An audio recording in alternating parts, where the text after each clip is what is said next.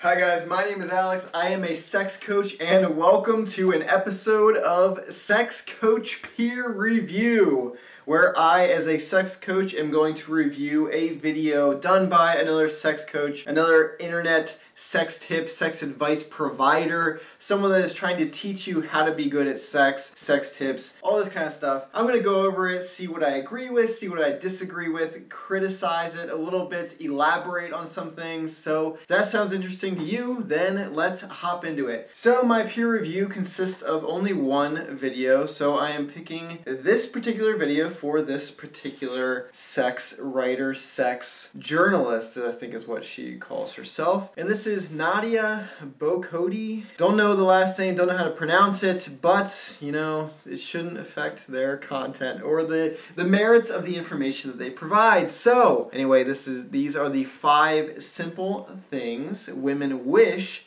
men did in bed. I'm going to go over these 5 things, see if they're good, see if they're bad, see if it's good advice, see if it's advice that's applicable to everyone, and so on. So let's get into it. Hey guys, welcome back to my channel. If you're new here, my name's Nadia and this is the place where we get real, usually about sex. And today is no exception because I'm going to be talking about the 5 things women wish men would start doing in bed. So if you want to be the best lover that she's ever had, if you want to make a woman get sexually obsessed with you, then make sure you keep on watching. Obsessed? Okay. These better be good because I'm expecting some women to be obsessed over me. This is some of the best stuff that I have learned, both as a woman who enjoys good sex, which pretty sure is most women. Yes, I'm pretty sure that is most women and most men. And also as a sex columnist. Sex columnist. So I said sex journalist, sex columnist, so what's the difference? I don't know. They both write articles, I guess. Maybe one of them's doing more investigative work. The other one's just spitting stuff out, opinion-based. Let's get straight into number 1. This is by far the most incredibly underrated and overlooked thing that a man can possibly do in the bedroom. I am yet to speak to a single woman who doesn't just melt when they talk about being with a man who loves kissing. Kissing allows women to relax and to get that dopamine flowing, which means we're much more likely, once the sex does get going, to be able to have an orgasm. One of the main reasons women struggle to orgasm during partnered sex is because they're not relaxed enough. They are stressing about the way they look, about whether they're good enough for you in the sack. They're stressing about so many different things, and kissing really allows a woman to put all of her focus into that activity and to relax. It releases lots of those de-stressing hormones, and it also makes women really, really freaking wet. Now, I'm not talking, guys, about a 1 or 2 minute kiss. I'm talking about leaving all of your clothes on and leaving all of her clothes on and just making out with her for an absolute minimum of 5 minutes straight. And the reason you need to leave the clothes on is because you're building anticipation. Most men don't build anticipation. They go straight to ripping the clothes off and getting into sex. So the woman doesn't have anything to anticipate. And we know from the research that for women, sex is a very cerebral thing. It means it's in our brains. We need to build up to it. And creating anticipation is key for that. Okay, there's a lot there about kissing, building anticipation, all this kind of stuff. So yes, I actually would completely agree with this. This is an extremely good thing to do, something that's probably overlooked by a lot of people, a lot of men, because, you know, men, when they get aroused, they're ready for the sex. It's a quick thing, right? They can see a naked body, they can just have the idea of having sex with someone, and they are ready to go right away, just to go right into it. And so they assume that women, they are the same way. They're quick like that. They just, when they want sex, they want it right now, right? And men don't really have that differing kind of method of getting aroused, getting horny, and getting ready, emphasis on ready for the sexual experience. And women need more time in order to build that arousal, build that anticipation, and get ready. Their body isn't ready right away, right when you start initiating foreplay or whatever you were doing, or just ripping the clothes off like she said in her video. You need to build anticipation. You need to spend more time in that foreplay. You need to spend more time building arousal so that physiologically they get ready. And kissing is an amazing way to do this because it's something that is arousing. It's something that kind of bonds you two together. It's this feeling of closeness. It releases the dopamine like she said, and that will prime their brain into being ready to have the sex. And not just ready, it's going to arouse them more, get them hornier, get them more present in that experience. And like she says again, which is spot on, exactly right, sex for women is a highly cerebral thing. It's highly psychological. What determines sexual pleasure for women isn't just the physical actions that are happening downstairs. It is so much more than that. It's what's going on upstairs. Are they aroused? Are they present in the experience? Are they connected emotionally to that experience? All of these factors are weighing so much more heavily on their sexual pleasure than just the physical actions. And so us men, we tend to get aroused instantly and then we're ready to go and do the penetration right away. Women need time. They need time to build that, to get wet, like she said. These physiological things take time, and so spending more time in foreplay, building anticipation, just slowing down and kissing, those things can add up to a great sexual experience. Moving on to thing number 2. Now, do you remember when you were a teenager and you had your first real sort of hot and heavy moment with a crush? You probably remember that you spent a really long time just touching one another over your clothes. And the more you did it, the more horny you got and the more desperate you got to have the other person tear your clothes off and take you then and there. This goes straight back to the last point about creating anticipation. It is so key for women, and it really makes the difference for most women between kind of okay sex and mind-blowing sex. So really try to imagine that you and your wife or girlfriend are teenagers again, or even if this is a girl that you're having a one-night stand with, this will work just as well. She will definitely be coming back for more sex if you do this. You leave her clothes on, you leave your clothes on, and you touch her entire body over the clothes. Really take time to feel and even gently squeeze her breasts, touch her face. The face is a really big one because it's very sensual and it's very intimate. And I know for me, if a guy touches my face while he's kissing me, I melt. So build anticipation. It is another amazing tip, another spot on recommendation for better sex, and I couldn't agree more with this. You don't only have to do it in the way that she described, where you keep your clothes on and kind of explore each other's bodies. It can be any form of building anticipation. You can tease, you can text them sexy things throughout the day just to get their mind on the sex. You can just extend foreplay and slow down and enjoy these experiences like the kissing. Kiss for longer, touch them for longer, undress them for longer, make undressing them a full event that takes time. It's not just you rip the clothes off and you're right there, you know? So she's spot on. This is going to help build arousal, help kind of increase that cerebral aspect, the psychological aspect, stimulate their mind, get them to just want the sex more and more. That's going to put them into the experience. They're going to be immersed, connected to that experience, and that's going to make the sex so much better and so much more pleasurable. So far, so good, but let's see where number 3 takes us. Now, the biggest mistake men make once the clothes are off is to go straight to penetration. Usually women will not be ready yet. Physiologically, we need time to get our bodies ready because our bodies need to produce adequate lubrication so that once we are penetrated, it is smooth and comfortable. If we don't have enough time to produce lubrication, what's going to happen is when you enter us, we're going to be mostly dry. That's probably not going to feel good for you as a guy, but it's going to feel downright awful for us as women. So the best thing that you can do as a man is once the clothes have come off, spend at least another 5 or 10 minutes just on foreplay. Now, I will add a little caveat here. Do not make the foreplay go too long either. You don't want to be having so much foreplay that you're sending her off to sleep, but you don't want to be having so little foreplay that she hasn't had time to warm up and get lubricated so that sex can actually be enjoyable for her. Okay, slow down. I mean, I've kind of said these things throughout my analysis of her video. And yes, another thing that is spot on, that is absolutely correct. I always want to emphasize that foreplay should last at least 5 minutes. You should extend foreplay much longer than you probably are doing. I don't know if I would have thrown in the caveat of don't spend too much time in foreplay, because I don't think that that's too common for most people. Most people that I have seen, it's if they doubled the time in foreplay, it would still only be like 2 minutes.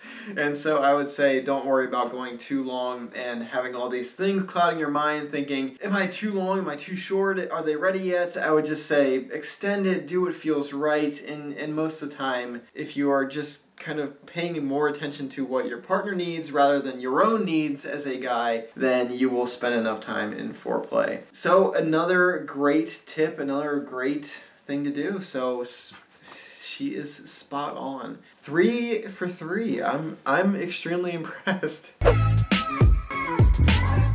A lot of men, and women as well, have been taught that consent is something that happens before you have sex. If a woman says, I want to have sex with you, or if she takes her clothes off, that means she wants sex, and you don't need to ask her again at all. But actually, the best and most healthy kind of consent is the kind that's ongoing. So once you're inside her and you're starting to thrust, check in with her and say, how does this feel? Is this okay? Do you feel comfortable? Are you okay for me to keep going? This is something my boyfriend does pretty much every single time we have sex, and not only does it help to relax me, but it kind of makes me a ton more horny, because a lot of guys don't take that level of effort and time to actually check in with their partners in that way. And it can make a woman feel like you're not particularly concerned with her comfort. Sex isn't a race. If you need to go back a step and do some more foreplay because she's still not lubricated enough and it's not comfortable, do that for another 10 minutes, and then you can come back and revisit penetration. By checking in, you're going to make sure that the woman is always comfortable and that she's having the most enjoyable experience possible. What I would change about this tip is kind of the approach to it. So what I recommend is always having sex with someone you are comfortable with. And she is saying that this is to help women feel more comfortable. And feeling comfortable in sex is extremely important in terms of sexual pleasure. If you are uncomfortable, if you are thinking about insecurities, if you are stressing out about anything, the sex is not going to be good, right? Because you're not in it. You're not present in that experience. So yes, being comfortable is an extremely important thing. I would say that instead of having to check in all the time, if you just have sex with someone you trust, you know, and love, and it's someone that you've had sex with over an extended period of time, then these kind of consent things aren't really a thing anymore, because you trust that person, because you have built that relationship. Obviously, if you're having casual sex with strangers, consent is so much more important because you don't have that established trust yet. So I would say stick with monogamous relationships. Have sex with the same partner over time. Not only are you going to get more comfortable having sex with that person, which is going to make sex better, but you guys can grow and change together, work on sex, learn about each other's bodies, learn what makes each other tick sexually, learn what are the best strategies to give that partner as much pleasure as possible, and you can grow together and just create the most amazing sexual experiences ever for each other. So much better than you will ever get from a stranger that you met in a bar or on the street or wherever it was and had a casual hookup or a one-night stand. The other thing I would do is, I think that stopping the action and kind of taking yourself out mentally to ask if this is right, if they still feel comfortable, I think that can actually turn some people off. It can kind of pause the arousal, the passion of the experience, because you're kind of changing mindsets, right? For the best sex, it needs to be immersive sex. You need to be in the moment. And so I think checking in like that, by maybe stopping or pausing or just wording it in a way that isn't sexy, I guess, can pull them out of the experience and kind of diminish the pleasure going forward. Obviously, this isn't an issue for this person, Nadia, because she says she likes this and it's actually a turn on for her. But I would say just try to go about it a more sexy way. Incorporate it in your dirty talk. Say, you like this, don't you? Get these kind of feedback cues. Be expressive. Communicate throughout the sexual experience and just kind of be sexy about it. But if you are sleeping with someone that you know and trust and love, then I don't think you really need this at all. However, you should be dirty talking. I should say that. Alright, so far, pretty good. We're moving on to the final thing, the fifth simple thing women wish men did in bed.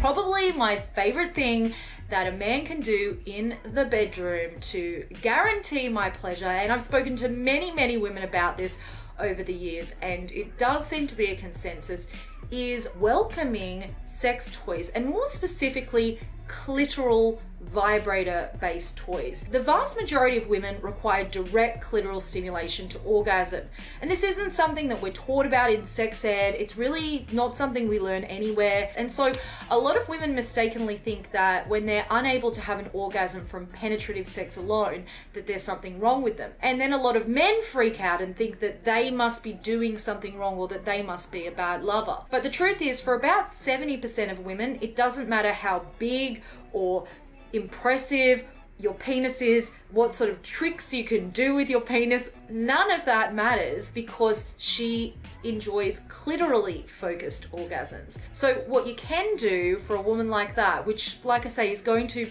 be pretty much most women, is to actually encourage her to touch her clitoris during sex and to touch her clitoris with a clitoral vibrator. Alright, so we start off strong, but I have a couple issues with this idea. So I think introducing sex toys in general is not a bad thing. It can be exciting, it can add variety, it can be stimulating mentally, it can also be stimulating physically for people that enjoy that. And as men, you shouldn't feel inadequate or insecure about bringing a toy into a sexual encounter, and I think that's most of the reluctance for men, is they think that this toy is going to replace them somehow, and they feel insecure, like this toy is better than them, like they can't give an orgasm, and now the toy is doing better than them, and they feel inadequate, and all this kind of stuff. So forget about that, and introduce toys. Yes, it can be fine, it can be good for variety and all that kind of stuff. But when she starts talking about